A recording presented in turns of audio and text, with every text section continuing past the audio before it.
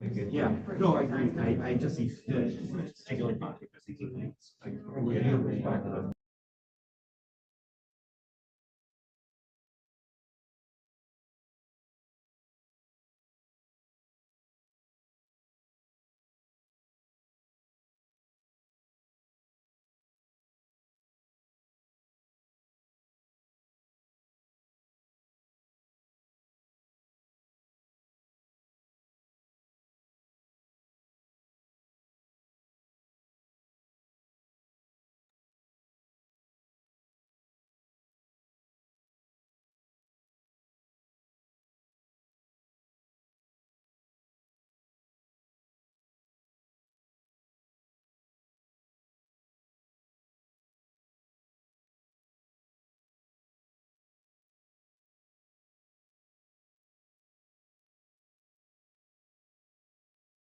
It just looks kind of recorded.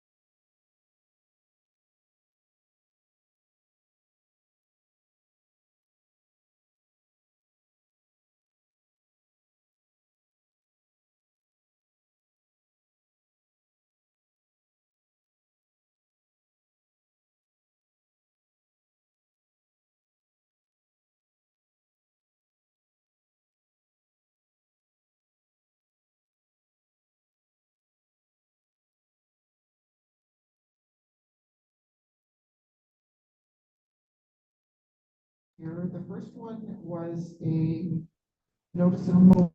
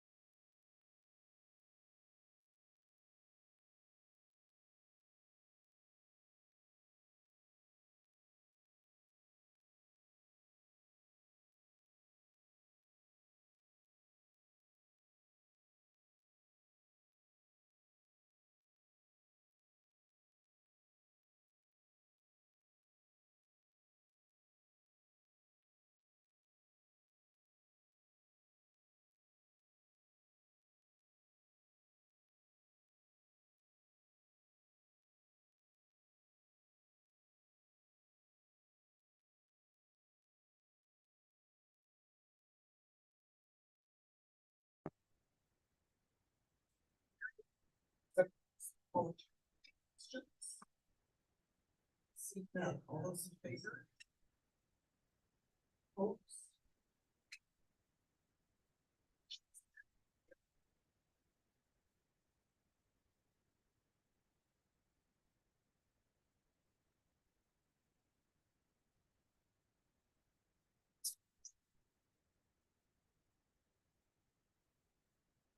Item 9 is information to the board. Three items here today. The first one is related to the annual superintendent evaluation. Trustees have followed the process that we've outlined, and that has been completed. So this is just a confirmation that everything that was required of us in that regard has been seen through to the end. Item number 9.2 is board self-evaluation. The board met and again worked through the process that we have and guided by a policy and a process, and we have completed that for the 2024 school year as well. Item 9.3 is just to share that the board had the opportunity to meet with some MLAs last Tuesday in this room, specific to asking for some help to secure the money that is needed for the province to build a school in Sage Creek that is currently under construction. It was a very good conversation. We agreed that there was lots of important information there from both sides. We look forward to future conversations on any number of topics, and we've all agreed that regular formal meetings are helpful and beneficial, and we look forward to connecting perhaps even this summer on that. So I'm not sure if anybody else wanted to add observation beyond what I've shared. Gary? I just thought it was really important to then sit down and talk like we did, and I really appreciate the fact that that's great. Item 10, starting with 10.1, capital projects updates. So we'll update you on a few of our projects this evening. We'll start with our school in Sage Creek, and I will let JB, our secretary treasurer, walk us through highlights. Very much. So the project in total is considered 44% complete. Of that, the building construction portion of it is 28% complete. So some activities that have happened over the past month, since the last time we talked, is that concrete, we have more topping pours that have taken place. So in phase 3 and phase 5A. So you can see some of the pictures here of beautiful concrete pads up on the second floor and first floor right there. Masonry is every time I visit the site, it's you can absolutely see the progress from day to day, and so they are currently erecting the CMU walls around the gymnasium, and so that is very exciting to see, as well as in the inside of the building. Steel structure, you can see from this picture. So the operable wall framing has been erected on the second floor. Just to name a few of the metal work that's been going on at the school. As you can see here, I was talking about the CMU walls around the gymnasium. So this is the gymnasium. And so within 2 weeks, that went from nothing to what you see there. For doors and frames, we received on site the doors and frames, and they're being organized and laid out through the building. Steel studs, the beam infills on the exterior phase 1 and 2 are still ongoing, and as well as the floor column wraps. Fire suppression is starting to begin, where they're doing rough-ins in the crawl space. For plumbing, roof drains and piping have been installed in phase 1, 2, and 3 of the project, and they're also doing wall rough-ins on the main floor. Our HVAC system, rough-ins are being done throughout the interior walls, so as they're putting up the CMU walls. Rough-ins for the HVAC is, work is being completed, as well as electrical rough-ins, are being, done for the interior and exterior of the buildings. And finally, I see some, large equipment, pushing around some dirt outside of the building, and that's because, they are doing backfill as well as grading, on the outside of the building, with roughly 95% of the backfill having been completed. And so that is, my exciting news for Sage Creek. For anyone who hasn't driven by the site, it's an amazing accomplishment, but, to think that this time this year, we didn't even secure the land yet, and now we have walls, concrete, steel, pretty amazing.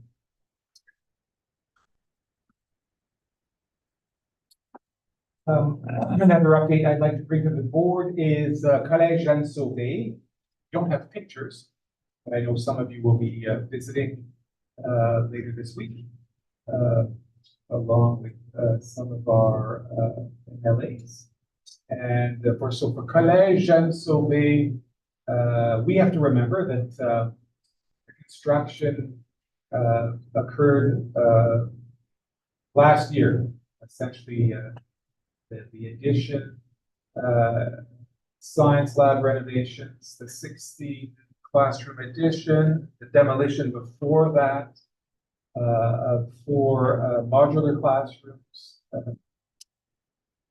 the addition of a music room, and the addition of a fitness center. All of that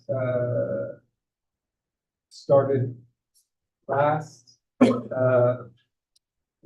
Took all of last year, and this fall we had students who last year in grade 9 were at Minnetonka School and back to Collège Jeanne Sauvé, and occupied the main floor of the addition, and later in the year the second floor of the addition as finishing work was completed.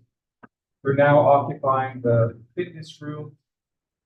And so now what is left, Assistant Superintendent Anderson, who's followed along the project longest. We have Assistant Superintendent Perez now responsible for the Collège Executive School. Primarily outside work, landscaping, and parking to the front of the building. There have been meetings between the school, the division, the city, and the center of coordinating.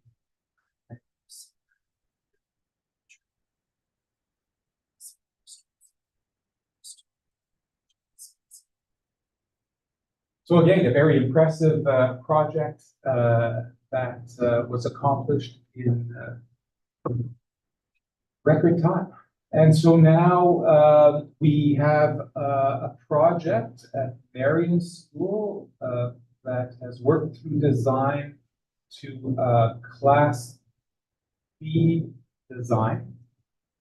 So how you're to interpret that is that there's one more class of design, a little more refinement, Class A, and we're able to go to tender for building the project. So we're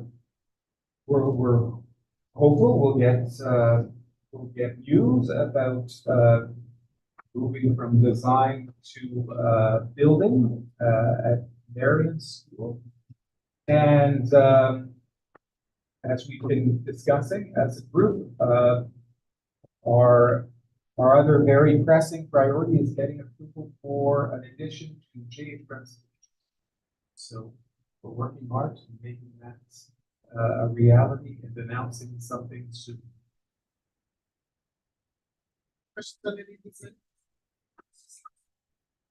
Yes, just a couple of things. I just drove by Marion School the other day, and the exterior is extremely impressive.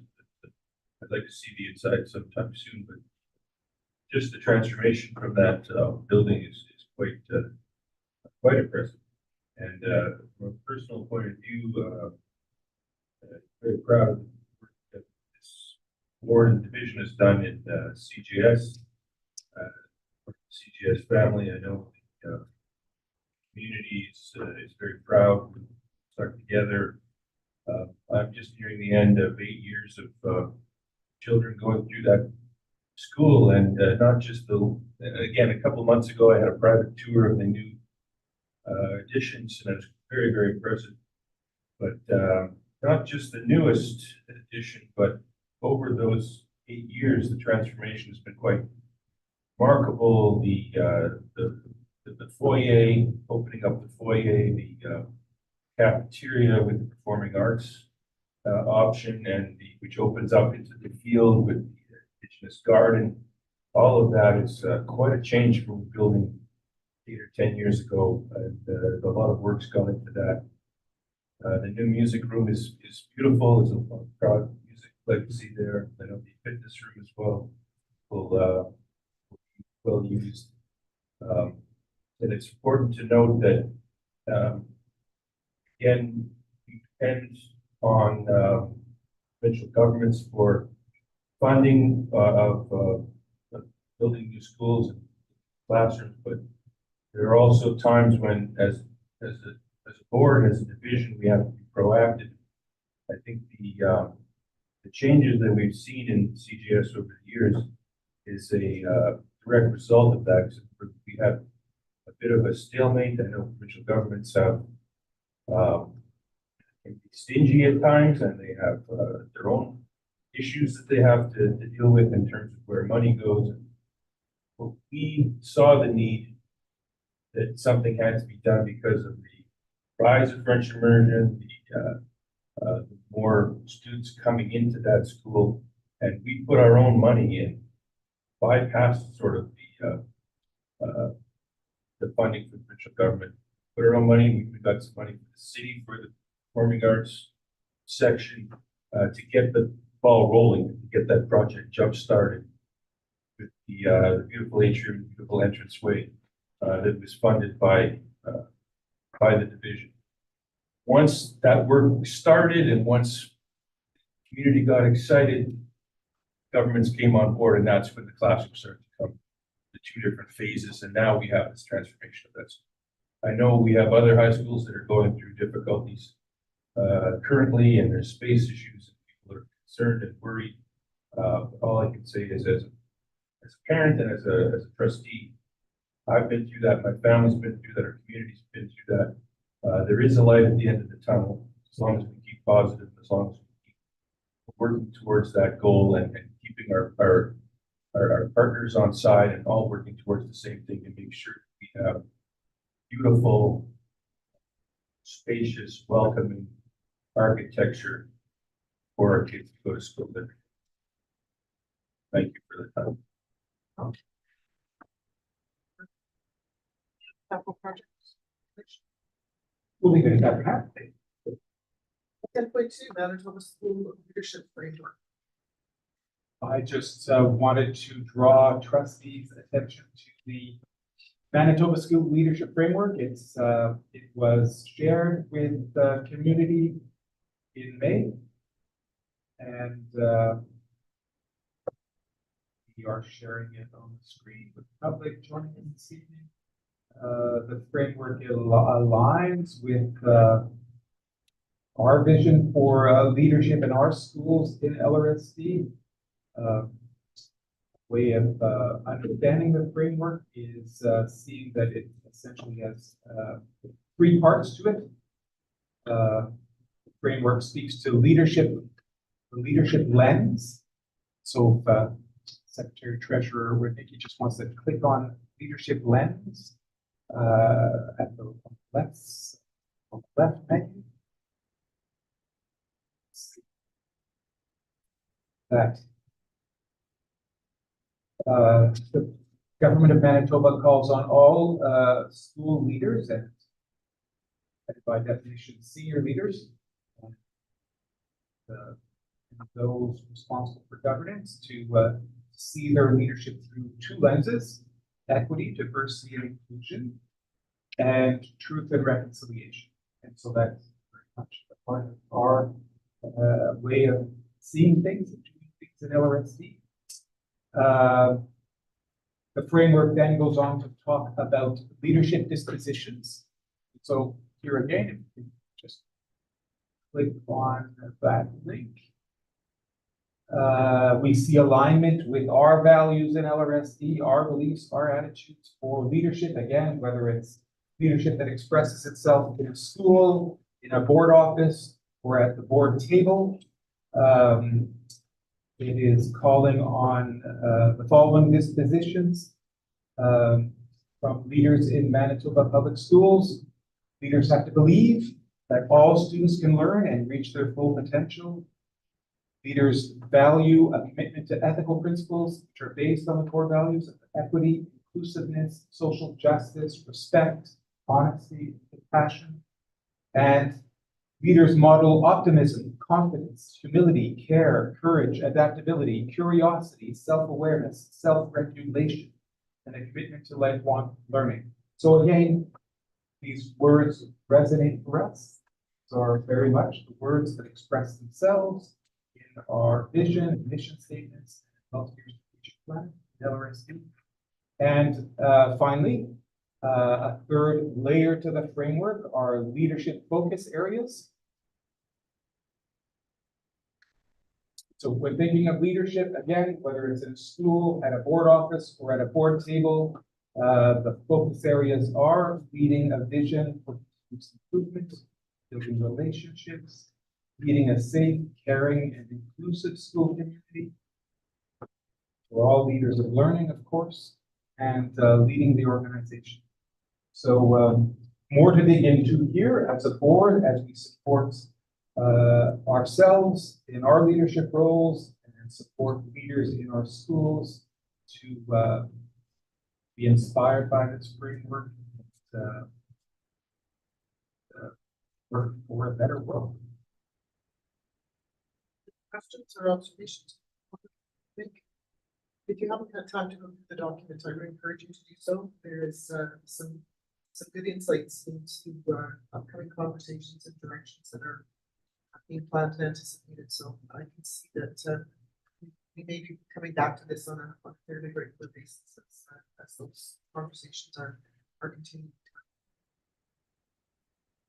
All right, leadership team meeting, which was last week. So we can open up the agenda for folks online. And I'll just draw our attention to the afternoon, where we focused on 6 themes for this final meeting of the year. And trustees, some trustees, of course, were able to join us for lunch and stay on for some of these conversations. Led by the senior leadership team. We had school leaders choose amongst these 6 themes, 2 themes to come together in dialogue, 2 of the 6. All the themes were touched on by everyone. Leadership choosing the one that spoke to them. We focused on staff wellness, practical solutions, and next steps to relate to staff wellness. We focused on data literacy and this change in a student information technology in our school. We talked about full day kindergarten, its implementation, and its connection to childcare. We had an opportunity to consider the Universal Nutrition Initiative and how it is going to play out in all 40 schools. Staff learning for next year, we delved into the extensive menu of staff learning we have planned for next year, and you'll be able to read about it in the learning circle coming out at the end of the month, leadership plan. And finally, another theme, and all of these themes were generated by the leaders in our schools. They were asked what did they want to talk about. Lists they came up with. Finally, we talked about responding to negative reactions to school-based initiatives to nurture an inclusive school community, and specifically in the month of June, the Pride events have organized. So those are the themes we talked about in the afternoon.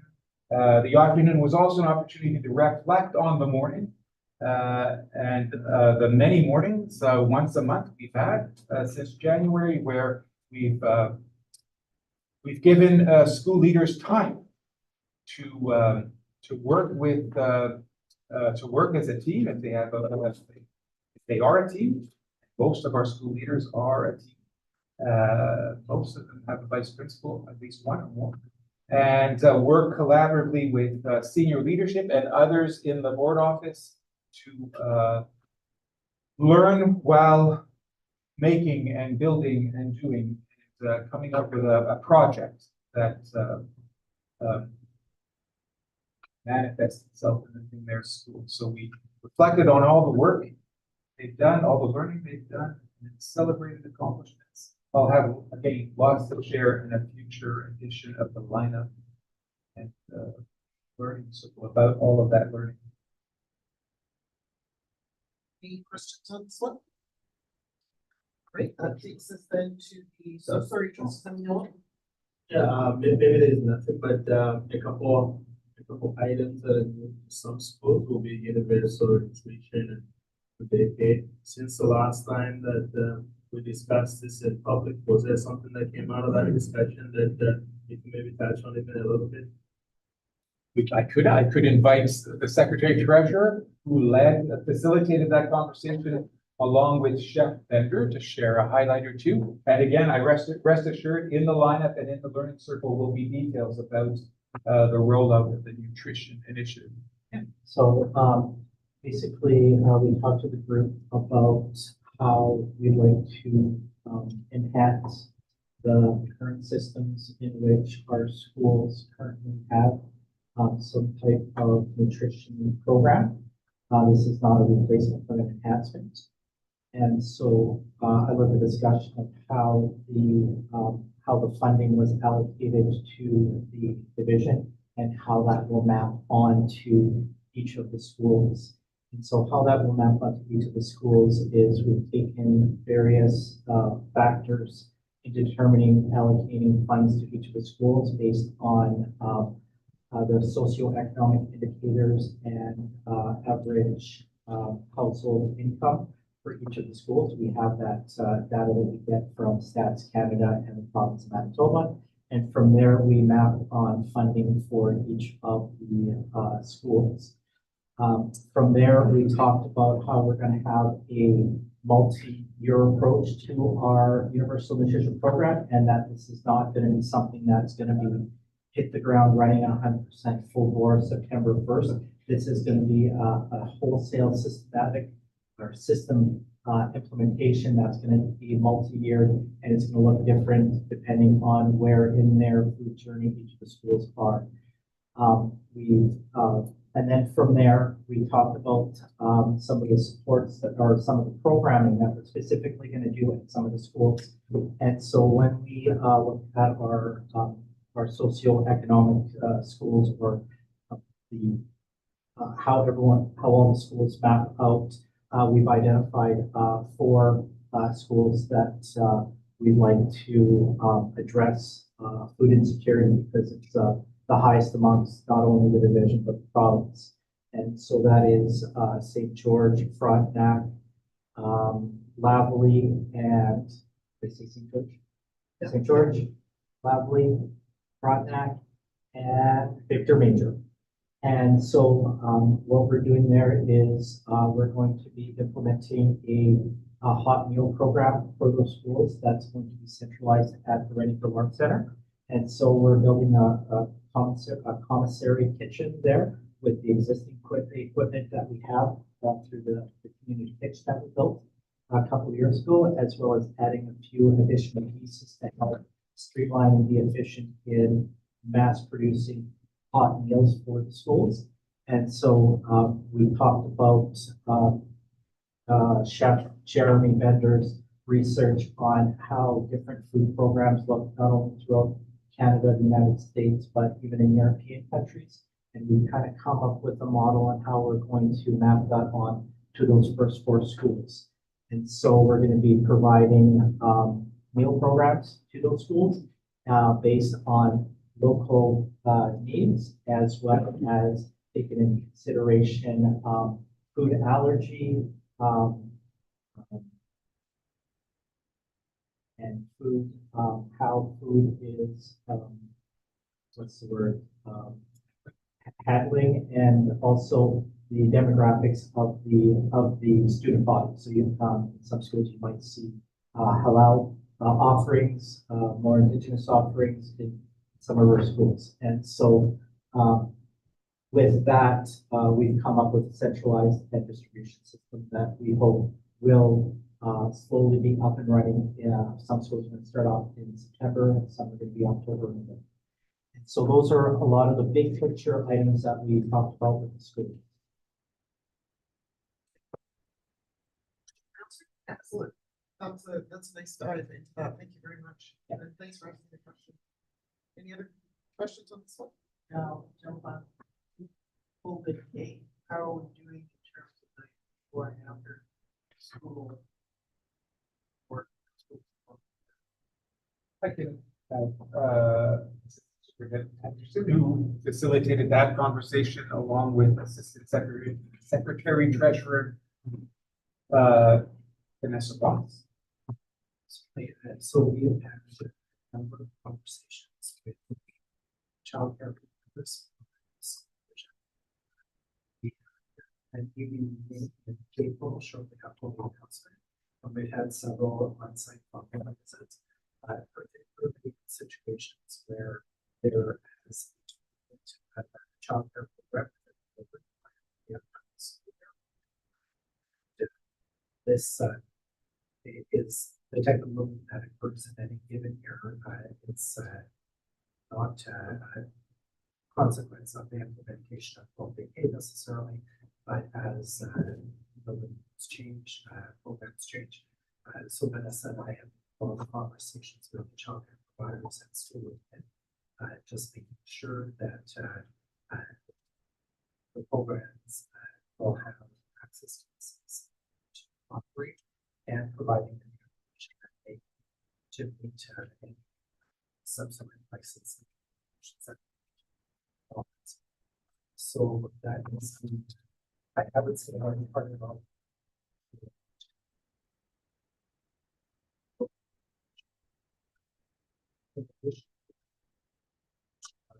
some firms, childcare providers, looking to expand provision of service that they currently have.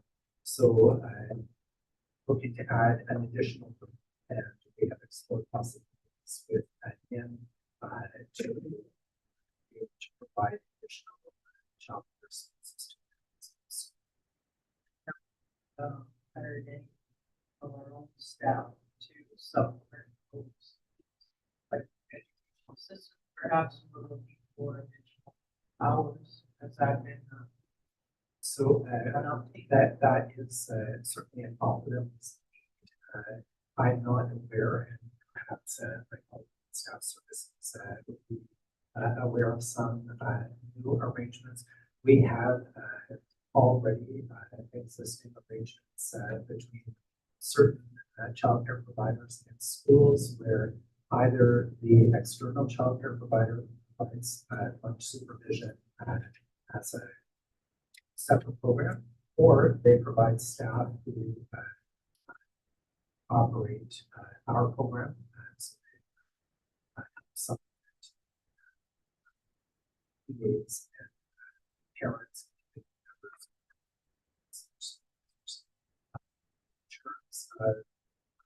Programs offered by the division, the program at Citrus.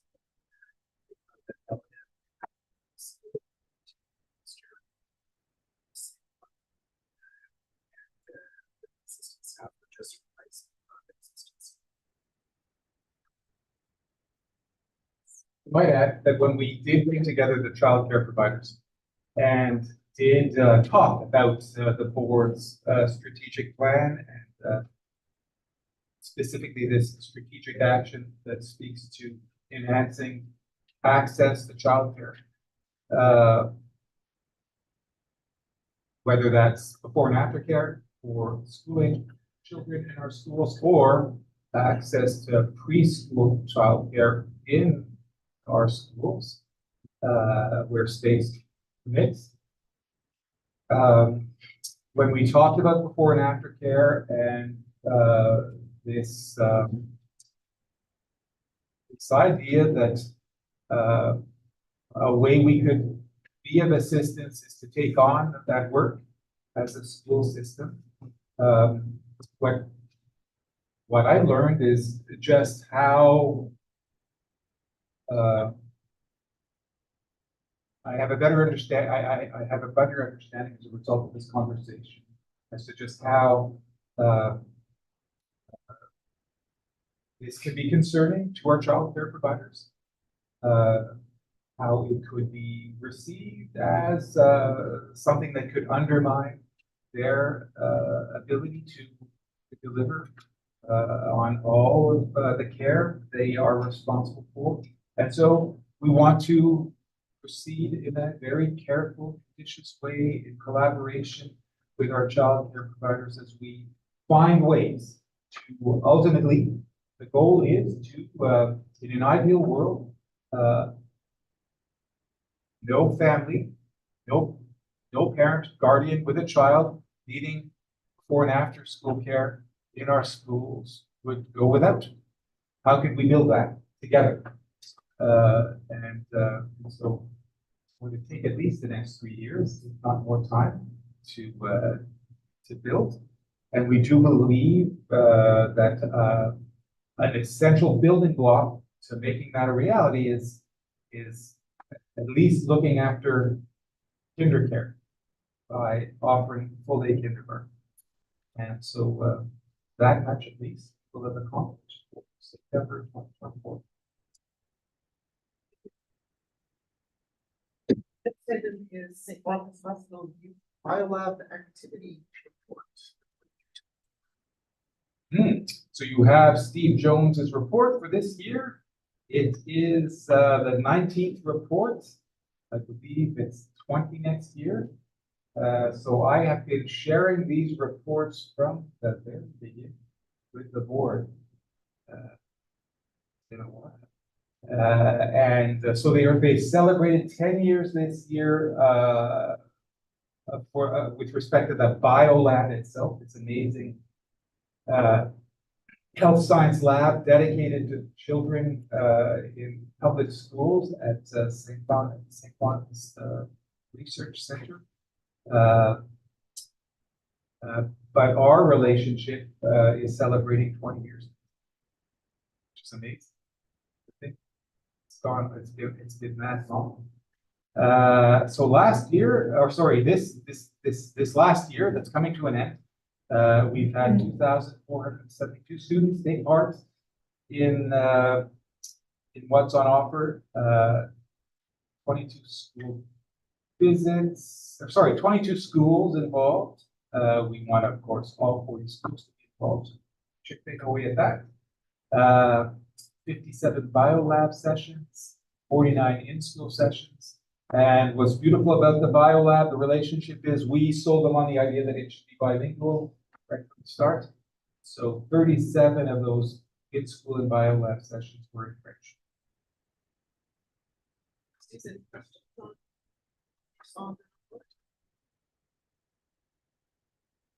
That takes us to the summary update for coming year.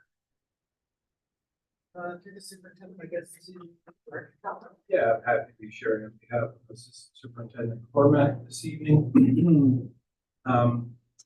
Could we open the? Thank you. So first of all, are the summer school courses available, repeater and non-repeater? And my understanding that this year there has been an expansion of courses offered. Those are all taking place at Glen Lawn Collegiate.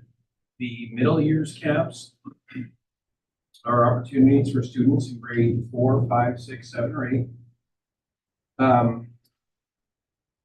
to start on July 2nd, and they go throughout the summer, and students have the choice of several offerings for a week of morning or a week of afternoon activities that include a variety of sports, art, drama, coding, science labs, nature exploration, baking, and my favorite, beginner, intermediate, and advanced Dungeons and Dragons. I'm happy that it's not lost on the younger generation. This year, also very exciting, is that through a grant from the Winnipeg Foundation, there are 30 students who are having the opportunity to participate in a full-day camp for the first week. And those are students who might not otherwise have the opportunity to do so.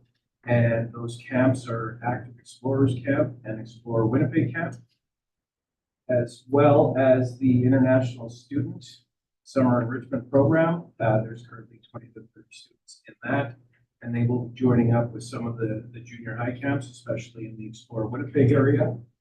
And Aspire, which is our equity-based program designed to help students continue to grow as learners throughout the summer. 5 locations: Lavallee, Archwood, Victor Major, Henri Bergeron, and Chaudière-Brielle. And there are students attending from 19 LRSD schools. And for more information on any of these things, people could check it out on the LRSD public website under what we offer and Summer Learning Opportunities 2020. Any questions on what's being offered this year? Right, just so that you're aware, in the past, we have arranged site visits for just members of the board to go, not only to the Glenmont site, but also to an Aspire site. So we'll try and coordinate that again this year. Yeah, so the Aspire, 5 sites, but 2 of them are Frankfurt, correct? Bergeron and Right, that's for us to workplace safety and health report. Yes, and so the Workplace Safety and Health Committee has committed to reporting 4 times a year. We meet 4 times a year. And so in our final meeting, there are a few items that were discussed that we want to highlight at this meeting. One of the ongoing conversations ties into our multi-year strategic plan around employee wellness. And so at our last meeting, one of the things that we focused on as a committee was participating in a professional learning session facilitated through Care for All, so that we as a committee could better understand particularly areas of psychological injury. This is one of the areas that we see a higher reporting rate in. And so as a committee, better understanding that will help us better ascertain and inform some of the initiatives that we're looking at divisionally.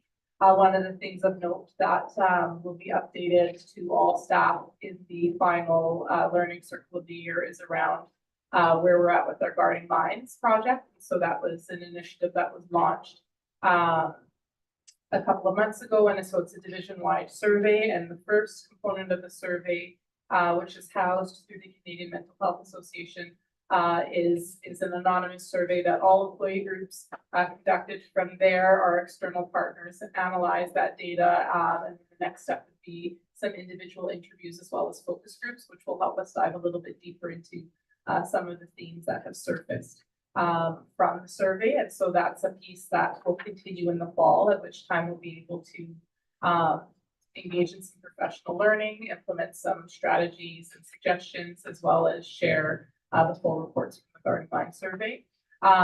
Also at the committee, one of the ongoing conversations that we've been having is just around facilities, particularly our practical arts facilities. And so just working, we've got 2 divisional committees. Committee 2 are some of the workspaces that tend to be higher risk in workplace safety and health.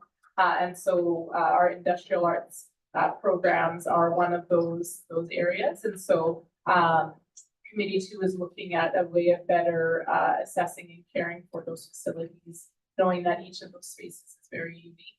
And so just looking at what ways might we engage the committee members in supporting some space audits and supporting new staff coming in, also looking at assessment of equipment, et cetera.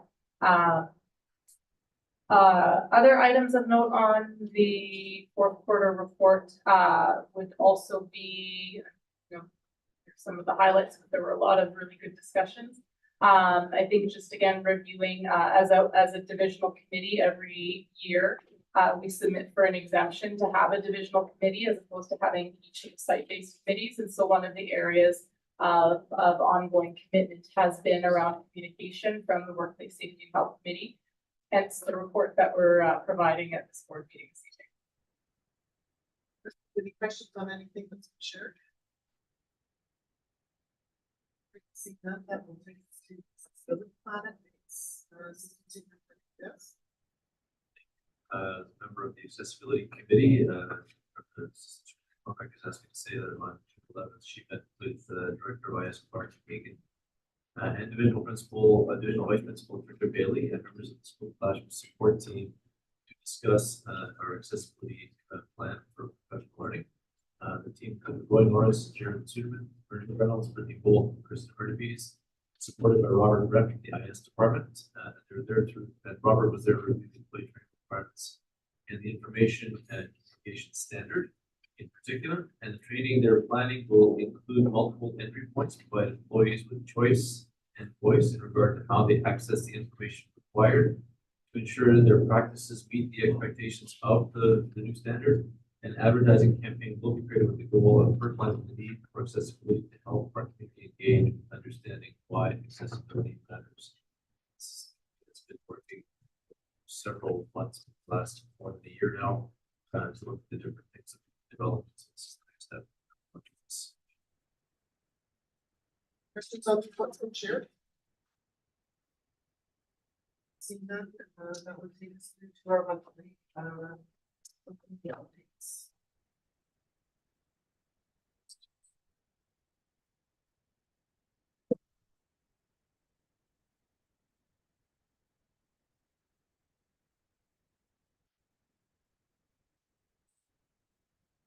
Now one follower on X.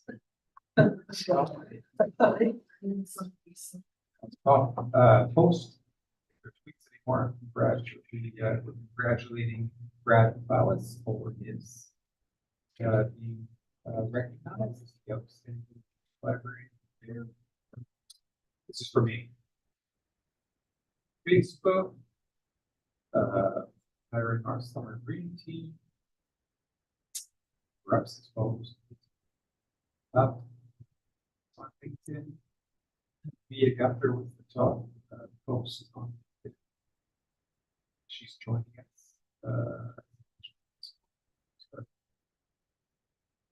Instagram, we're up with followers. Graduation powwow was the top post. Website, lots of views. Top story was staff announcements for me. YouTube, of course, you're the stars of the show. I think you can hear it. Solved our sound problem. And then we have our MailChimp. I have a quick question. So reviewing the divisional Instagram account, and kind of reflecting on the changes in social media landscape in the last few years, particularly the sort of third pivot to video that's taken place over the last number of years, as opposed to the failed pivot to video that happened 5 years ago, but video is really now in.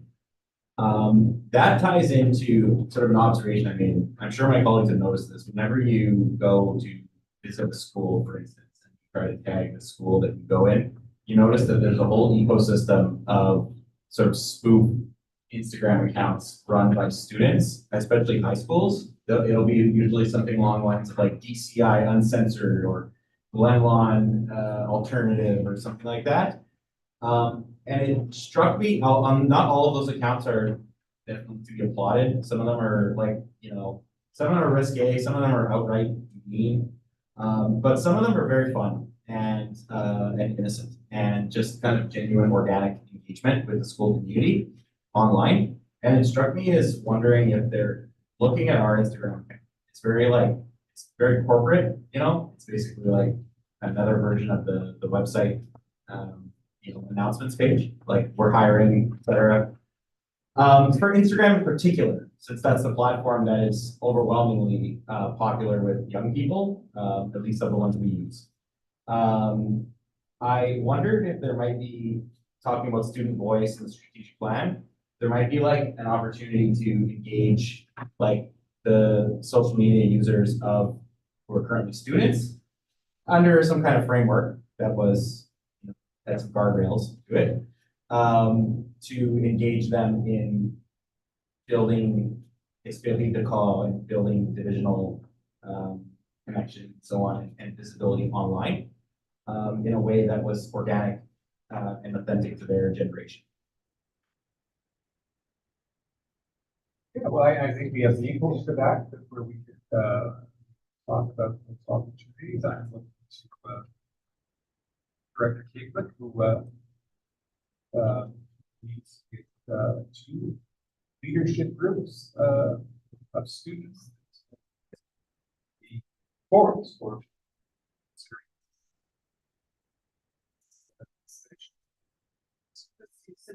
This is for the social media tools, I guess, so you just wanna maybe put that down a little bit, focus on LinkedIn. I would let me focus on Instagram, 30,000 impressions.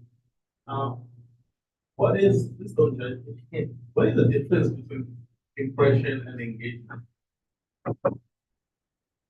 I think, an engagement is where you go beyond just, looking at the post, but actually, clicking into the post, but I might be wrong. And I think that's what. an impression is you scroll by on your screen, and engagement is you click like, commented, shared it, you did So something. you put Engaged it with it. for 3 seconds, and impression. If you went by on your phone while you're looking for something else, that's an impression. So you didn't see it. Well, you saw it, you may not have thought hard about it, but it may not have your eyeballs. I think for an engagement is that you've got to actually do something, have an interaction, like a like or a retweet or a repost. I don't know that it's that because then our, Oh, no, the link clicks are there too, right? Yeah. Yeah, the link clicks is 640.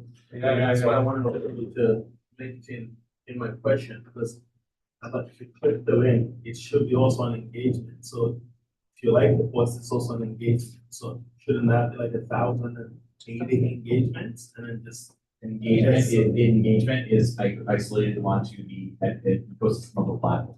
So like you participated in the social media post in the universe of the social media app, whereas a link click is you're following to an outside. So you're clicking a file and you're going off of LinkedIn. oh, an engagement is the number of interactions your content received from users, likes, comments, shares, saves, etc. Impressions are the number of times your content is displayed, and then reach is the number of people who see your content. 6,000 is a lot. We all knew that. We're all very savvy. I didn't. I was glazing over that whole conversation. Yeah, LinkedIn is a bit different because it's not really, students are, but anyway, just on those comments from just Conquest, it is interesting just to see there's a migration going on, it's been going on for a while now, from what used to be Twitter to Instagram. And I noticed that just this week, at least for one, I think 2 or 3 of our schools are actually closing their X accounts. X is becoming fairly toxic, I suppose, and also the younger generation kids these days, they don't engage with it as much as Instagram. Maybe it's not as exciting. So I know talking to some of the principals and that they, especially the high schools now, you go to the X account and there'll be a gap where they won't have posted anything for months, but Instagram is churning. So maybe we can get some people from the ATC, some of our geniuses over there who are so clever and creative, work up some content for us. Give us a hand. Sure. While we're on the subject, I think trustee, Instagram, Twitter, whatever, it needs a bit of an overhaul, so maybe that's another time for discussion. But right now, it's. Individual ones or the? Oh, no, ours are fine, I'm talking about the main one that we have. Just what we just to look at, because I know that Page brought its school out there on Instagram as well, and this is specifically to the division one. Yeah. As well. Yeah. It'd be interesting to see just overall divisional engagement, because I know they're going to get some engagement as well, just how much is knowledge in this platform really reaching. Yeah. Because if the schools are part of the division, I'm interested to see just how knowledge that's. Yeah, well. Good discussion. I know our comms team, I think I do, I'm sure that in the back of their minds, there are, what leaps to make and whether it's time to make some wholesale changes, like what's suggest something. Policy review committee, yes. Superintendent. Yes, thank you. I am bringing forward this evening, policy K-2 for third reading. And this is on behalf. This is. The policy came to you earlier this month for second reading and has gone through an extensive development and consultation process of both provisional and external partners as assistance. So we are at the point this evening asking you to consider providing third reading for this policy. And it's really after this third reading is received that the real legwork is going to begin, because as the policy outlines, that's where the division will work very closely with Winnipeg Police Services, other police services, school boards, education partners, the province of Manitoba, to develop a protocol that outlines how schools engage with police services and vice versa in Montreal School Division. So this is work that really is. The recommendation is that policy committee, LG, school relations with services, by the policy review committee, be adopted, moved by trustee Polachuk, second. Please, trustee Simonella, thank you. Any questions? Trustee Congress. Explain, so what are the direct outcomes of this policy? The direct outcome of this policy is essentially setting direction for the school to proceed with Indigenous.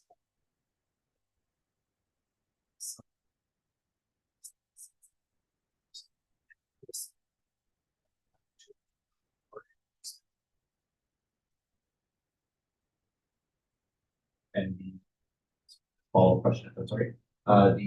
The guidelines and process outlined in the policy is reflective of the strategic visioning objectives of what this process will entail. That's what those 5 recommendations are. That's meant to guide the discussion, like philosophic. Absolutely. Okay. The policy outlines what the goal of developing such a protocol is, what that work would hope to. I would add, as a Congress, that Manitoba is different from other provinces that have a much more formal approach with respect to the openness protocols. It is an expectation of the province of Ontario that also boards engage in a process very much like this with local services. Coordinated response, and this is something that would like just see systemically, but certainly have engaged in conversations with other school officials in the sharing that we're undertaking. Some to that. It's our hope that watching this will have a better framework that will understand. One final question. My recollection from when this was first brought forward, was that, and per what you just mentioned and what's in the, policy, there, we're going to be collaborating with other divisions on developing this. Just wondering what, are other divisions undertaking this process simultaneous to us, or are we the primary, participant in this, and other divisions are being consulted for their perspectives that will inform our decision independently? So this is a project that the school divisions has identified as priority work for our division that we believe other school divisions will want to join in on, and certainly we're having expressions of interest. So I would say our involvement is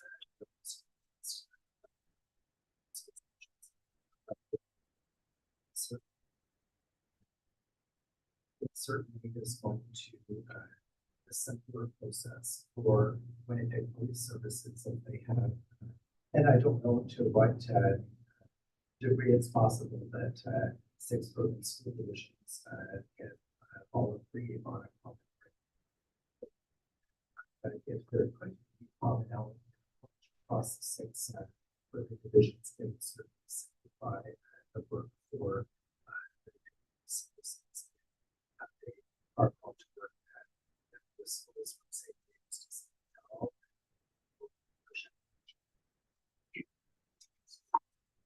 Yes, thank you for all the hard work on this. It's something we have to be very careful with. But, very important to have a solid policy for all the reasons that are articulated. See, something we can't avoid, we're going to have contact. Police in our school, 29 times. I'm heartened and pleased to see the wording that's going to be used to set up for guidelines. And I'm also heartened that it's specifically going to be referencing the policy ACH, diversity and inclusion. That we're specifically saying that we're going to be valuing the contributions, soliciting the contributions of Indigenous organizations, tribal health organizations, mental health providers, and community organizations. It's important that you finally get a guideline procedure input from those groups. It's critical. Thank you very much. Any other questions? Seeing none, all those in favor? Any opposed? Motion is carried.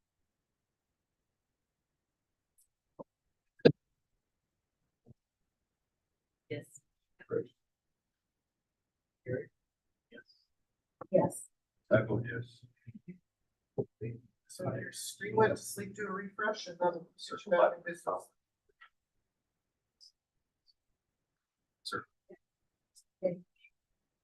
So correspondence, we've received, item 12.1 from, Nico regarding some recommendations to schools. There's also, funding information, from the departments. I'm not sure if there's any questions on this.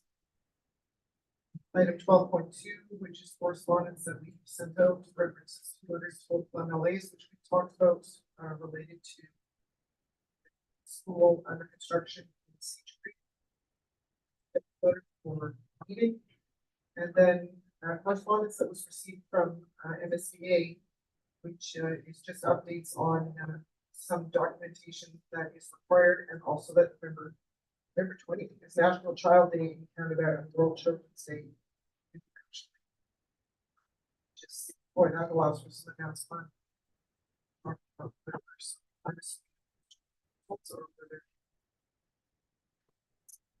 We have three action items in section 13. The first one is speaks to changes to section of our procedural bylaws that was brought forward by trustee Simon Yola, who I will turn to now to provide context before we move. Yeah, I think part of the context is our current language when it's limiting the city trustees from having to contest again.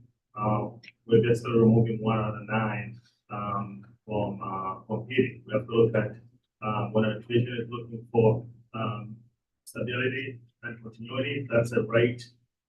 If that's the right thing for the division, I think the trustees needs to be able to fall under that kind of guidance. And then in today's policy, you remove one out of the 9. I believe the 9 are all been elected by the community. And I believe they should have an equal opportunity to present and to lead. Even if somebody like myself decides I want to run for chair, I think we should be protesting against all the trustees and not one being taken out. And really that this brings one to a vision, and I don't think just for this year, but for the future. And I hope that my colleagues will support this change. So the recommendation you're asking us to consider is that the board amend the procedural bylaws sections item 1B to remove term limits for the chair and vice chair positions. The chair and vice chair will continue to be elected annually, however, they can run as many times as they desire. You're removing that, and trustee Narvan is seconding. Any questions? Trustee Garrett? First of all, it's not 1, it's 2, it's the chair and the vice chair, so that's 2 positions, and it's term limits only for the chair and the vice chair. It's not for the rest of us, you don't have term limits. I just want to clarify that. So I'd like to speak against this motion. Board limits were put in place to ensure a healthy, strong school board. Term limits are good for new ideas, innovation. Every growing organization demands new skills and expertise that come with a fresh perspective. As I look at our procedural bylaws, which you all have a copy of this, they've been revised from 2019, 20, 21, 22, 23, a number of times. They have a limit on a board chair and vice chair for two terms, and then they take a year off if they want, and they can come back and run another election. I believe that term limits are critical to a healthy educational environment and for building healthy relationships. I actually went and did a lot of research on this because I wanted to have everything clear in my head. And I couldn't see a reason for taking them away. They're put there for a reason, and they have worked to serve our board well for many years. The trends in Canada and the States, and maybe even Europe, I didn't get as far as Europe, it seems to adding limits, not taking them away, especially with nonprofit organizations. Right now, Winnipeg School Division has term limits for their chair and vice chair, as well as Pembina Trail, just 2 that are in our closest neighbors here.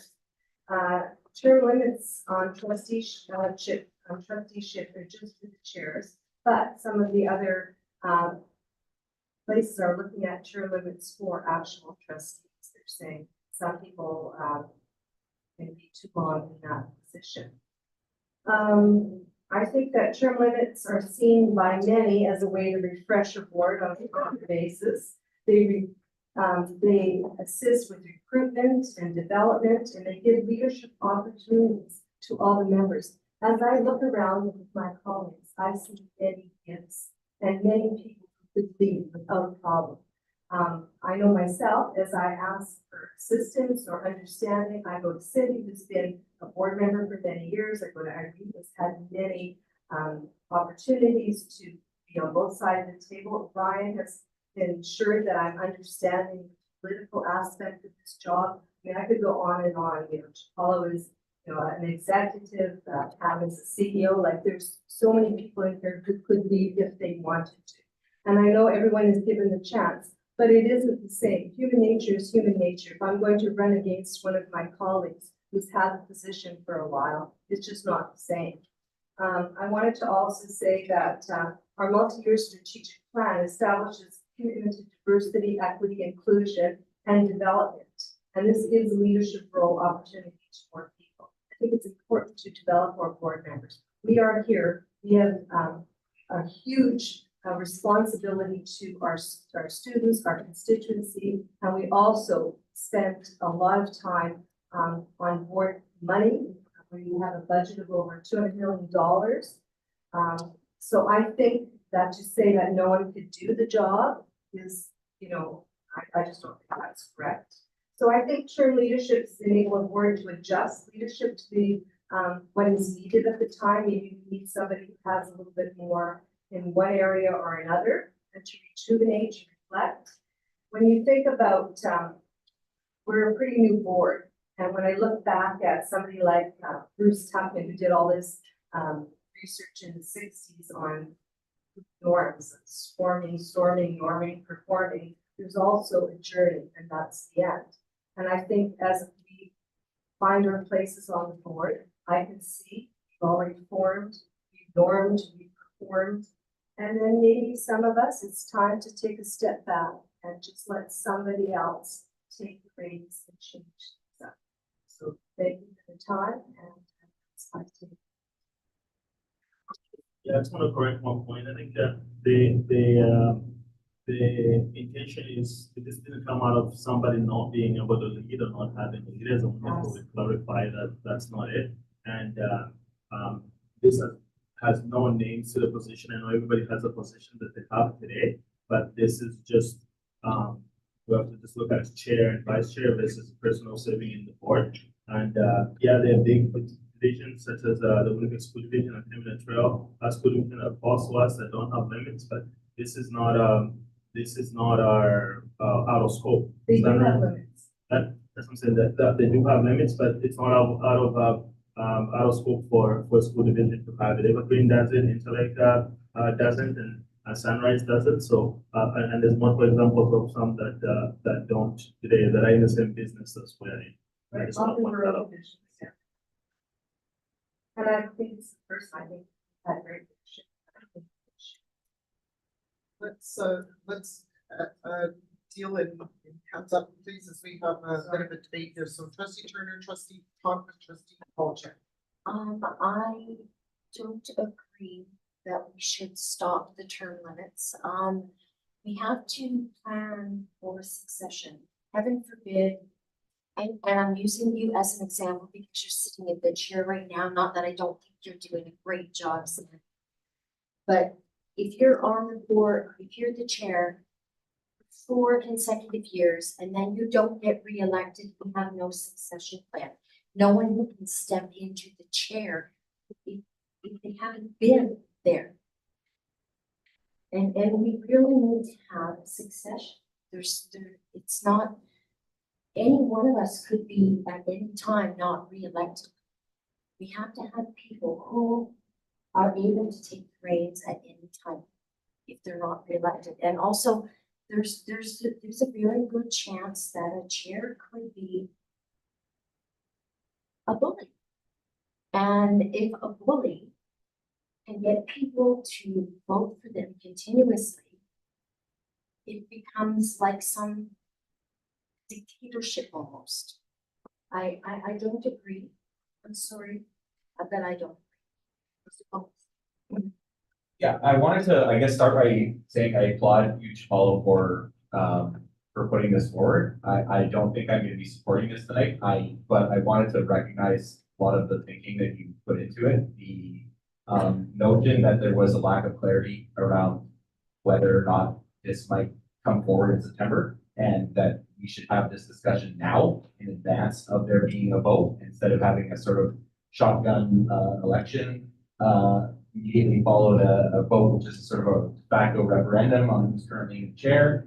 I totally agree. And that the fact that there was any ambiguity at all over this question it's a very valuable service that you brought this forward for discussion now. So thank you and good job. I also think just in general, I think it's positive thing around here when trustees bring forward proposals and ideas, and whatever they are. And good for you for doing that. And I hope follow in footsteps. I would say though that when we discussed this originally, I was utterly convinced by the comments made by trustee Siggers, who himself is a former chair. And I think as he pointed out, we don't put in safeguards for when things are good. You put in safeguards for when things go wrong. And I think once things have already gone wrong, it's too late to put the safeguards in because you're already past over the line. And I have complete confidence in our chair, Sandy and she's doing an excellent job. And I feel I've benefited tremendously my first year and a half from her leadership. And I hope to maybe again one day. But I also think that I agree completely with Darlene's fabulously and very eloquently put comments that there's plenty of talent and plenty of capability in this sport. And vis-a-vis the question of whether, to Darlene's point, vis-a-vis the question of whether or not there's anyone else waiting in the wings who wants to run right now. If we settle this question, that is what might open up someone who might be willing to put their name forward to do that. Because the fact that, and to Darlene's point, if you run against someone who is running for re-election job, even if it's not personal, just business, like human nature, like that's gonna get under your skin. I know it would bother me. And I know that Sandy's very impartial and thoughtful and a good leader, but I'm certain it would bother her. And I'm certain that if myself or Pam or Darlene or anyone were to run against Darlene, Sandy, and she wanted to do another year, it would bother her on some level that a person, and to be seen as some kind of statement about her performance, even though I think it's an exemplar. So I think that having an adjournment to a time does not have to be a criticism in any way of the performance of one person in the role. It is a opportunity to spread the leadership talent and experience around the table. So I will be working it. But thank you for Can we let trustee respond? Yes. Yeah, no, I appreciate the comments and the feedback. I want to remind everybody that we are in a political environment, so as well, so we have to make sure that what's right for governance and what we think is right for the community. So there's no need to apologize because you're supporting what you're supporting, but I like where some of the discussion have gone tonight. And like you said, one of the reasons that's brought up because we don't want to start making a decision in the final hour or what we're going to do for leadership. I think that's responsible. My final comment is, I hope on September 3rd, we'll be getting the same type of engagement where we have 3 people that want to be chair. I think that would be really good for our division. I hope that this kind of energy continues into September as well. I think that would be perfect for it.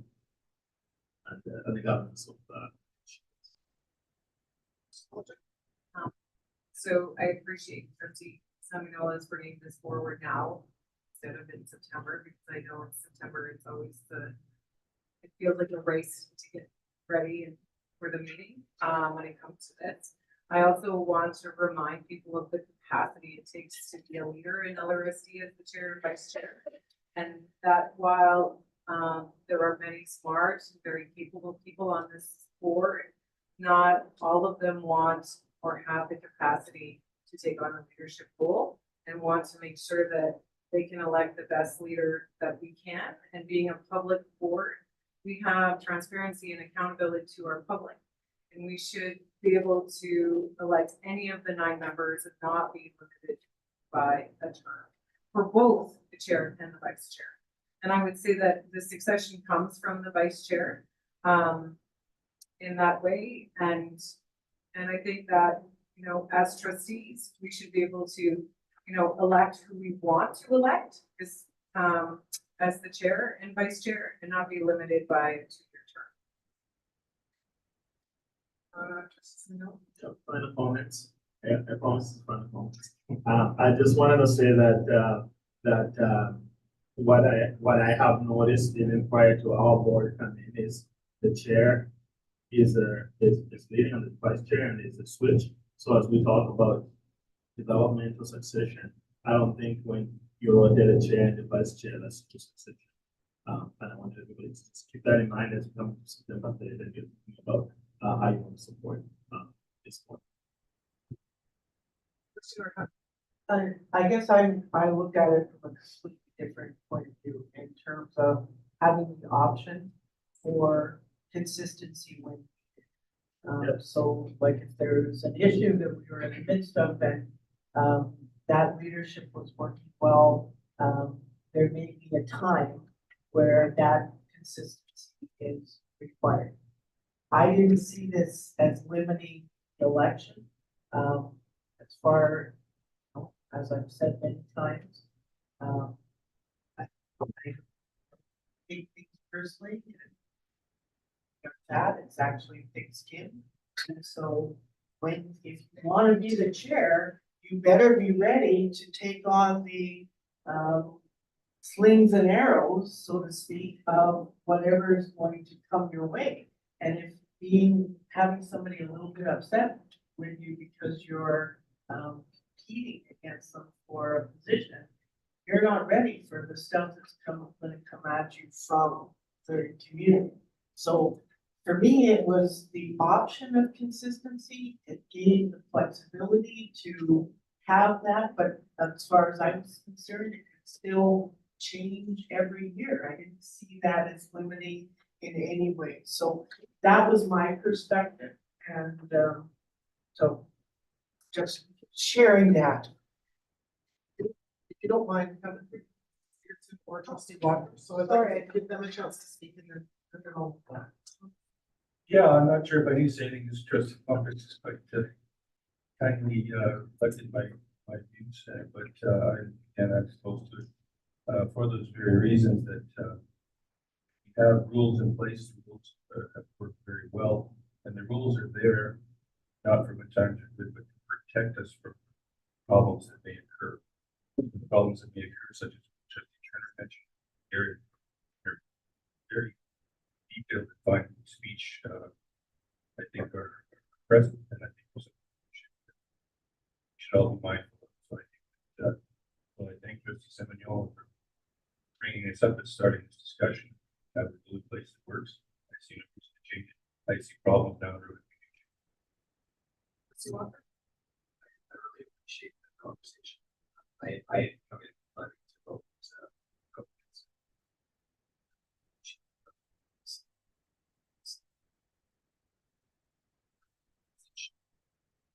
Top spot and make a switch of leadership that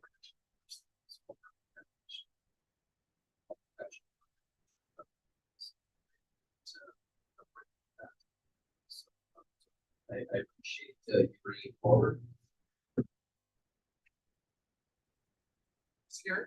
I just want to say, I appreciate everybody's take on this, and I just want to ensure it wasn't a personal thing. When I did research, there is clear research that supports this. It wasn't just something I was thinking. And I want to thank Brian for giving me some really good things to read on government and on the words and things like that. So I appreciate that. And I'm learning every day, and I just wanted to thank Paul for your input on this.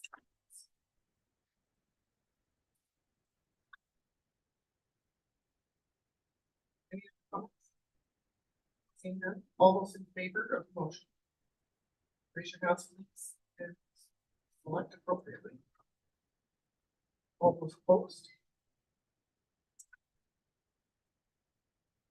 Any abstentions, just here? And the motion is, Sorry, that mine's no. the motion is defeated. Thank you. This motion of whether to get it and support.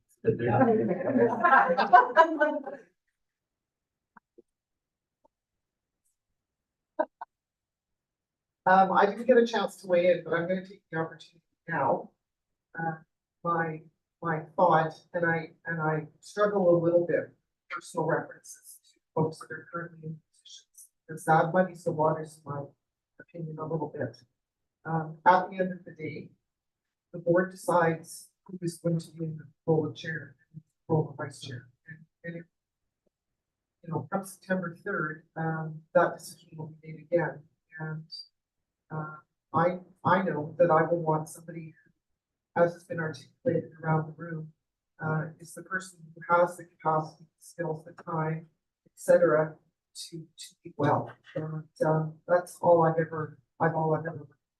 So I appreciate the dialogue. That was excellent, conversation. Great. And it was a true democracy at the board table. It was a good governance conversation. And, I'll be honest, I would have liked to have seen it pass.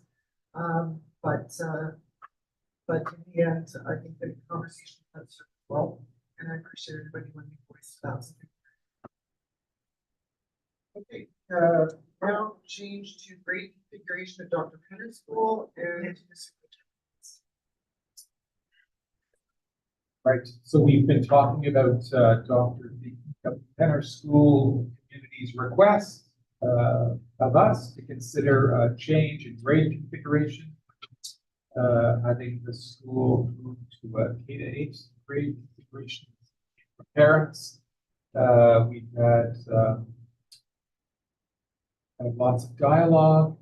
Parents have had a lot of dialogue with each other, supported by staff, school principal. We've had 2 surveys and follow-up from those surveys. And given that 80% of parents support the idea, we are going to move forward with the grade configuration for next year. It is going to be for this first transition year, a smaller cohort staying on at Penner. 27 students, and a group of students moving on to Darwin. A smaller group of students moving on to Darwin, and even smaller group moving on to Minnetonka in this first transition year, but with an understanding that the grade configuration moving forward, the choice to move to go to another school for families will be a schools of choice application going forward. So the motion forward. so the recommendation is that whereas members of the Dr. D.W. Penner School community have expressed interest in having their children their elementary school studies at the same school rather than transition to Minnetonka School or Darwin School for grades 7 and 8. And whereas the additional review has shown this viable, be resolved that Dr. D.W. Penner become kindergarten to grade 7 school in September 2024 and kindergarten to grade 8 school in September 5. Sigurdsson, any questions, comments, trustee Palmers? Asking because I believe it will be on the minds of the community, answer for public record. What are the possible implications for Minnetonka School and Darwin School in terms of their enrollment levels, particularly Minnetonka? And will there be any potential for lasting or impact to those challenges beyond the Dr. Penner? Well, the cohort of students this year in grade 6 is larger than we have seen historically, and that we're seeing moving forward when we look at the other cohorts. So typically, it's a smaller cohort, and this will have an impact on Darwin. Most students of late have been choosing Darwin, and that will not felt as much as so that is also a part of the dialogue that we've had with colleagues at Darwin School, ensuring that again in this transition year, next year, we don't disrupt the planning at Darwin, what's planned at Darwin School. Now Darwin School will continue to serve both Minnetonka and Penner with respect to practical arts. And we've talked as well about how we might explore other partnerships for programming that isn't compulsory. One follow-up question, and that you touched on what I wanted to ask about next, which is that with this change, there will now be several hundred per year student crossings of St. Mary's Road to Darwin School. As someone myself who used to walk independently from Minnetonka to Darwin for practical arts, and who wasn't allowed to cross St. Mary's Road until I was in essentially junior high school. Not what, but can take any steps proactive to address what I anticipate will be significant risks to students who have to cross St. Mary's Road at controlled and uncontrolled crossings, like there are risks for students all throughout the university crossing major arterial roads every school. And can we use this instance as an opportunity to be proactive about that concern at this school and I hope eventually at every other. So we do have staff that oversee, we have crossing guards that oversee different crossings across the school division, and we're always reviewing that, refining that staffing component, and we'll take this change under consideration.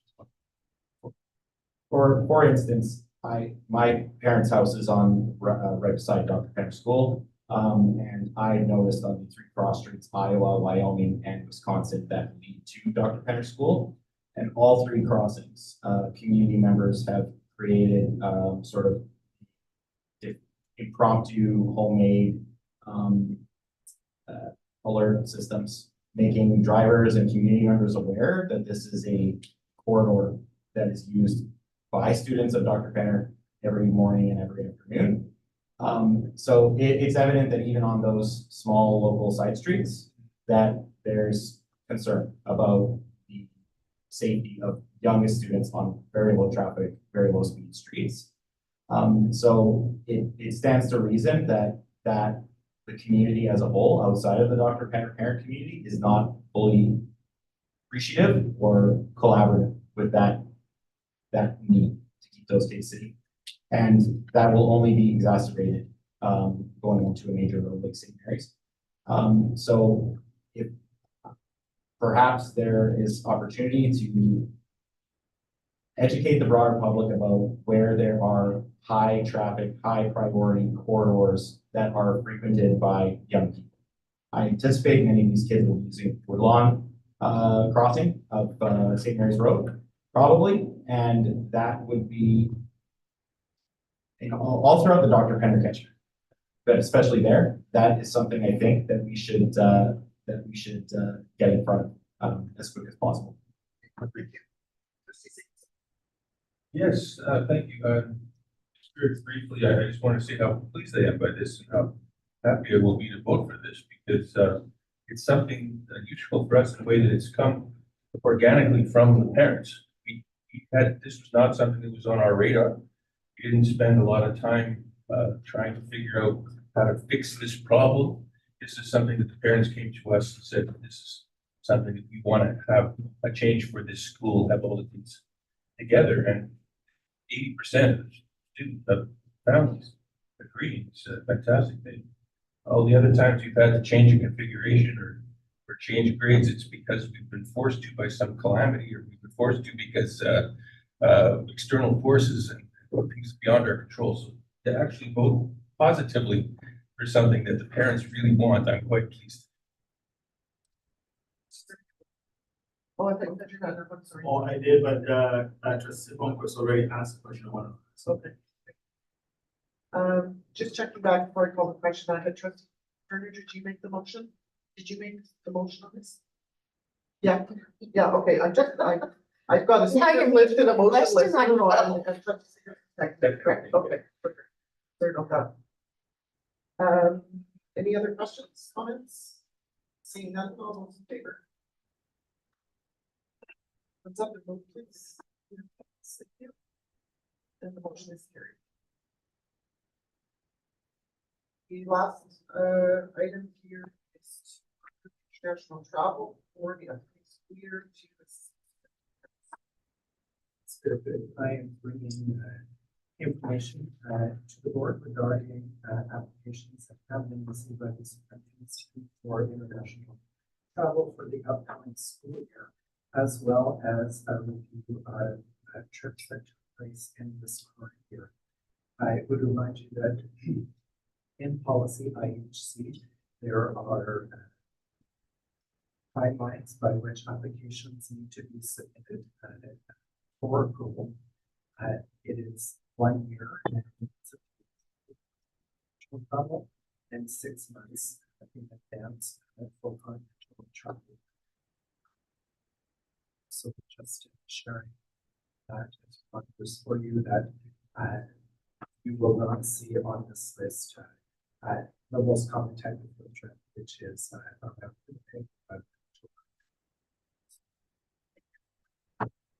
just gonna, the motion on the table first. Oh, okay. So the motion or the recommendation is that the board approve the international travel, the 2024-2025 school year as in the report provided. The gracious apologize, second please. Mr. Semiola. And Mr. Semiola, you had a question? My question is related. When I look at this, there is much less cultural exchange plan for 2024, 2025 in comparison to this current year. Was this some trips that didn't come across? Is it a budgetary reason, or is it something like this every other year? What's driving that difference between these 2 years? very good.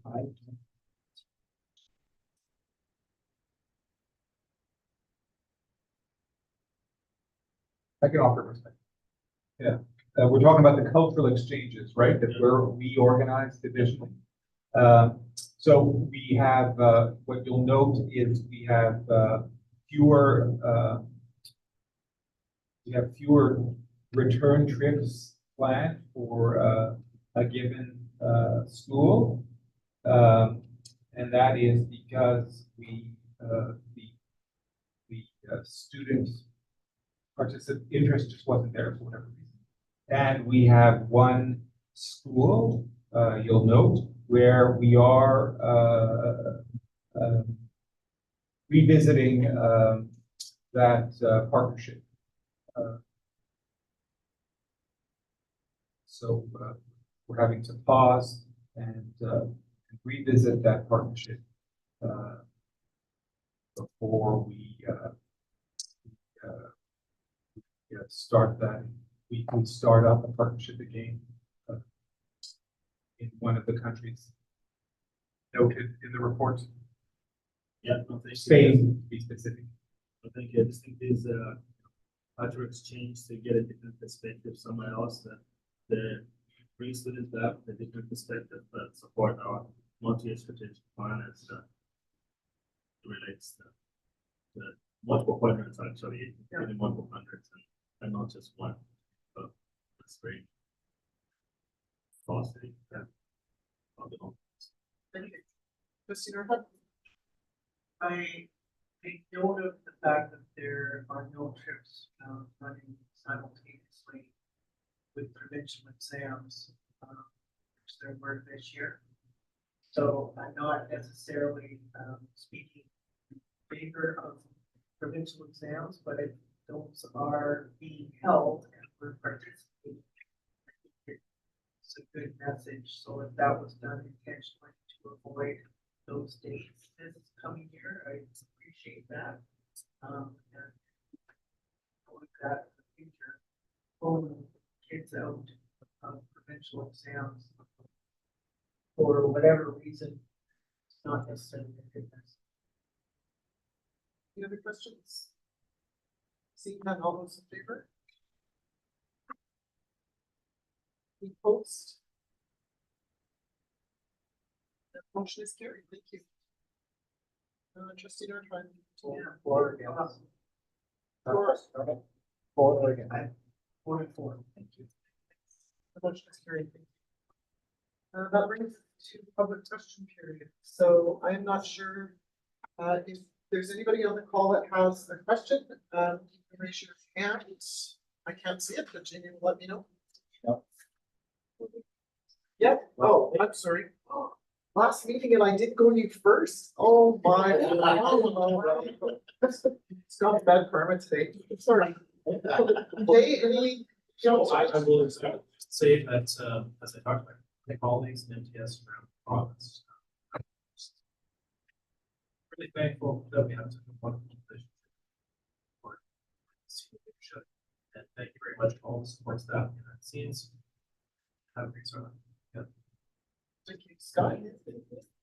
Ditto. There you go. Okay. Any questions online? Seeing that then, we are adjourned. Have a great summer, everybody, and to Rob.